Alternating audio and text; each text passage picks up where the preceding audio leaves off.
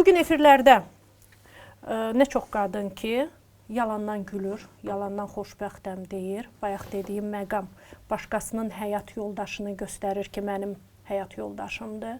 Bəzən bilirsiniz, klonlar olur, üzlərindən o maskanı çıxarırlar. Görürsən ki, necə də qəmgindirlər əslində. Bəli. Baxın, o maskanı onlara əsasən çıxardırlar bayramlarda. Hansı ki, başqa biri deyir ki, mənə zəng eləmə, arvad uşaq yanımda olacaq.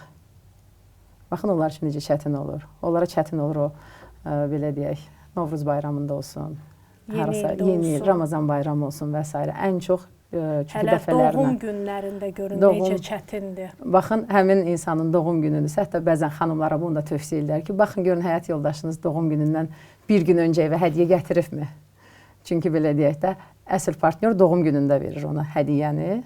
Amma kənarda bir partnyoru varsa, ya doğum gündən bir gün öncə verəcək, ya da bir gün sonra.